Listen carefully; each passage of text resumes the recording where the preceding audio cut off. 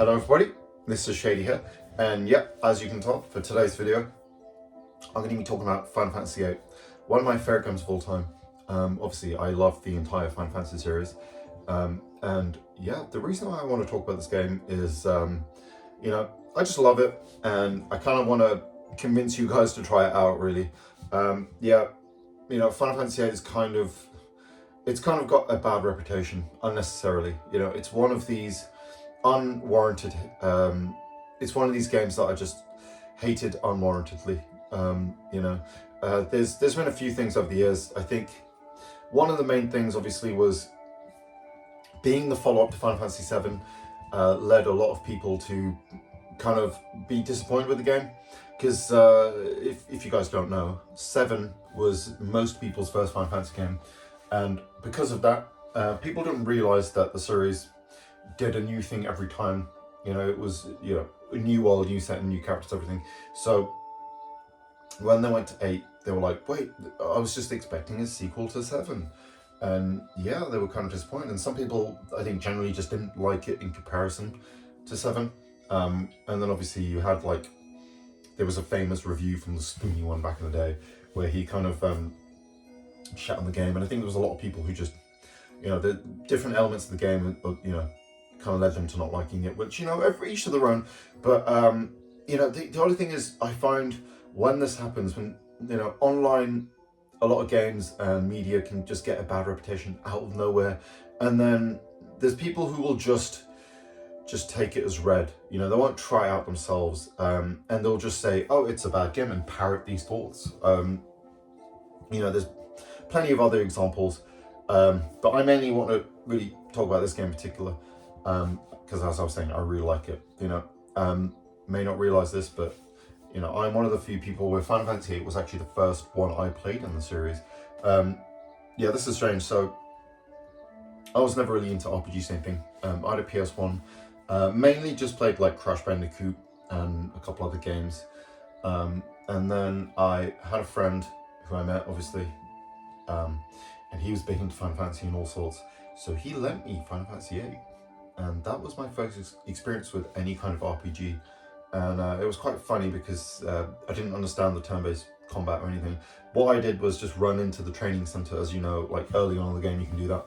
And just get obliterated by the Grats, which are like some weak enemies you fight in the training center. And then it was quite funny because I couldn't get anywhere in the game or anything, didn't understand that you had to save and all that type of stuff. And then I remember that following weekend, went to his, because we basically just met every weekend. Every Saturday, Sunday, we'd just spend either around his house or messing about outside or whatever. So he gave me a full rundown of the game and explained everything to me. And then because that, I was able to actually go through it and play it properly. And what's really funny is, because I'd never experienced any other RPG, the junction system, I just never had a problem with, and it was just a lot of fun to me.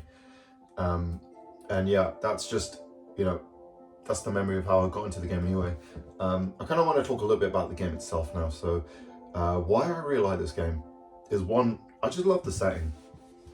So we're in Balamb Garden, which is this, it's like a training, it's a school or an academy for mercenaries in training, basically.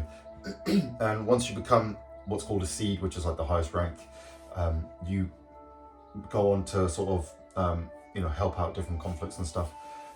And we're playing as this character called Squall Lionheart, and he's, a bit of an introvert, and, not exactly a people person. He likes to talk to himself a lot, even when he's in social situations and stuff. It's quite interesting because at the time, I was as a kid, really shy, really introverted. So Squall, I think, really, I attached myself to him a lot. He reminded me a lot of myself, I think. And that's one of the big reasons why I really love the game, I think. Because it felt almost, this sounds stupid, I know, but it felt like I was kind of the main character in a way, which is really cool.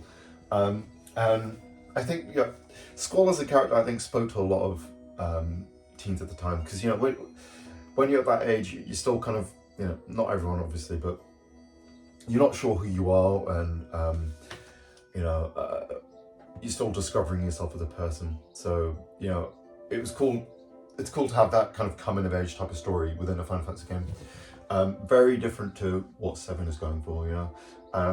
And another aspect of it I really like is that it's like this love story as well, because obviously the main female lead, Rinoa, is kind of this whole love aspect with both of them, which also intertwines with their parents' lives and stuff as well. I really don't want to like completely spoil the story because it's amazing, but I just want to give you kind of a little bit of the setup. So yeah, as I was saying, obviously we've got Squall, who's this trainee seed. The opening cutscene, we see him fight Sifa, who's his rival. Sifa beats him by playing dirt. He cuts him, and then Squall cuts him back as well, because they've both got these scars on their foreheads. You know, this was pre-Harry Potter as well, so, you know, who did it first? But yeah, anyway. So, yeah, then we wake up with Squall in the infirmary, and then there's this girl who comes up to him who he doesn't even recognize, and then his teacher, Quistis, who's like, she's only 19.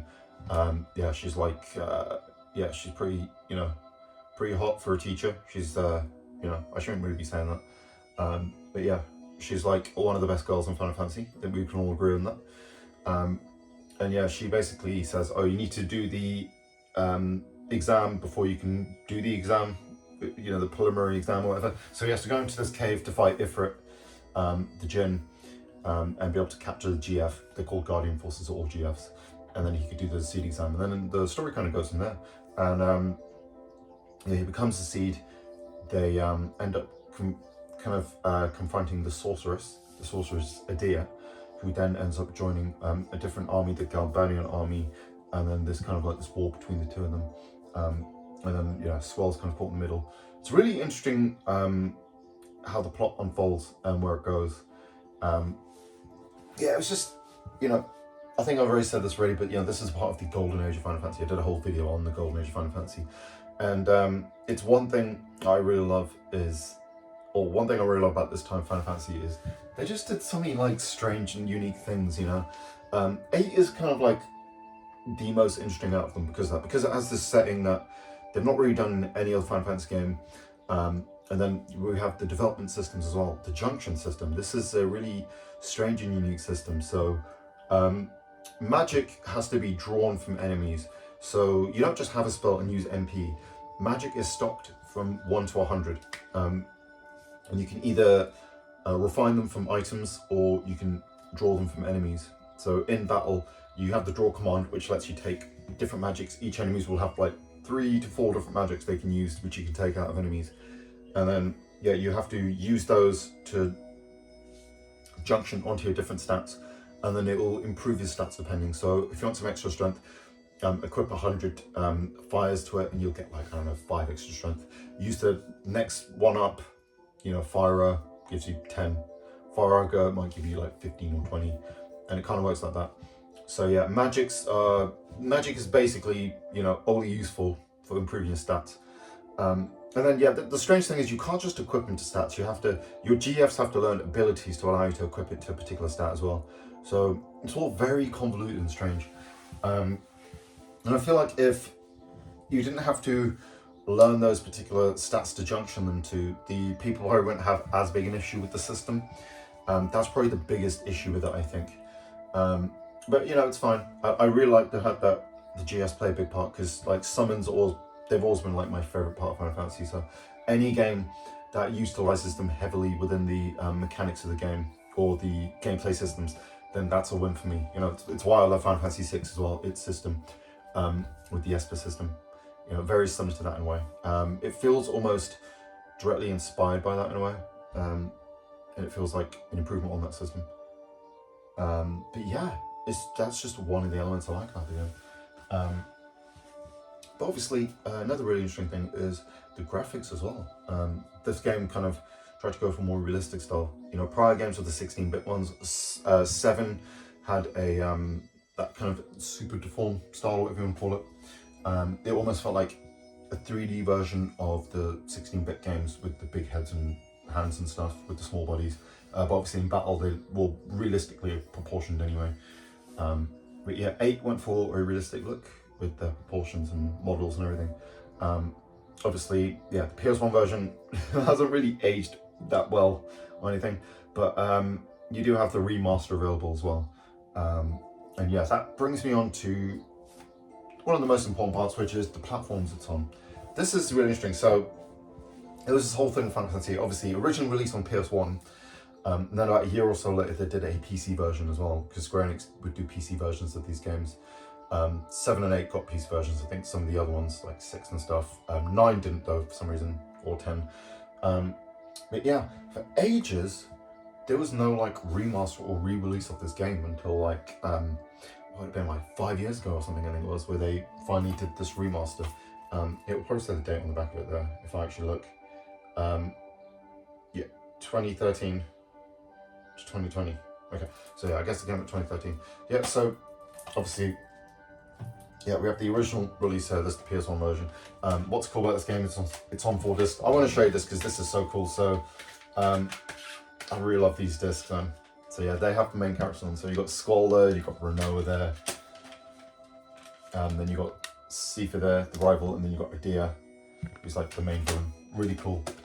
Yeah, so it's a 4 disc. Then obviously, yeah, this remaster is just on a single thing. Looks cool as hell.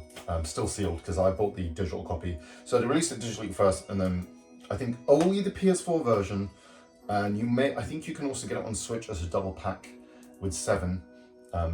Are the only ones that have physical versions of the remasters. So, but yeah, I had to get that because I love Final Fantasy 8. Weirdly enough, I have like 4 copies of the game. I've got like 3 PS1 copies. I got that one. Then I got the Platinum version because I played the other one so much that a couple of the discs stopped working, and then I had to do the same again and get another copy. So yeah, I know it's kind of crazy. That was the case with a lot of my PS1 games. I played them so much that the discs would end up getting scratched and stuff. So I had to end up getting new copies. But yeah, like I was saying, so yeah, I was stuck for ages just on PS1 and that old PC version. But then they finally remastered it. Apparently they lost the source code, so they had to like, I think, use the final code to reverse engineer it or something, and then be able to remaster it. And what's great about that version is they've updated all the character models, and yeah, it looks really nice. The rest of the graphics haven't been updated though, so the character models kind of stand out a little bit, but they look cool though. Yeah, they've kind of like, yeah, it's like PS3 quality character models on a PS1 game. So yeah, everything else is pretty much the same. You do have a speed up feature. There's a feature to stop battles, and you have boosters as well. So you can have like infinite limit breaks and HP. Yeah, so you just power through the game if you want. Just play the story. I would say don't do that. Play it properly, but you know. So yeah, obviously that remaster is on PS4, Xbox One, Switch, PC. So yeah, get it on anything now, which is awesome. So you don't have to worry about having to hunt down a specific PS1 version. So even though I think the PS1 version is still cool, and it looks fine, you know. But yeah, it is a great game. Yeah, I really don't know where I'm going with this video. I'm just kind of rambling, as you can tell. Yeah, I do that a lot. I'm sure any regular listener of the channel knows that already. But yeah, it's just such a great game. Reminds me of something else. There's another aspect I really like as well, which is, or one thing I really like about 8, is it kind of introduced me to fan theories as well, because there's this massive one, the Squall is dead theory, which I've done an old video talking about. It's just me looking through the website and just talking about it if you're interested in seeing that. It's not really a long video. My plan was to do like, I was going to do videos on like different fan theories, but then I just gave up on that idea. You know, that takes a lot of effort, you know, for me anyway. You know, I'm very lazy, as you can tell. That's why, you know, I record the raw footage and just upload it as I do. So, you know, but yeah, it's all fun. This is just a hobby for me anyway. So, but yeah, the Squall is dead theory is really interesting. So, the idea is that when we see Squall get hit by this ice shard, spoiler alert, at the end of this one, he actually dies, and the rest of the game is just a dream where he's slipping into death, like the movie Jacob's Ladder.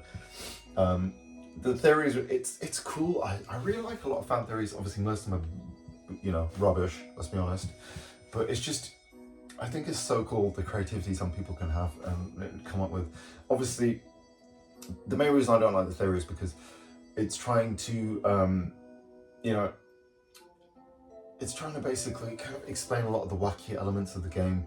And I think it's like, it almost feels like a response to people saying that the game's not good.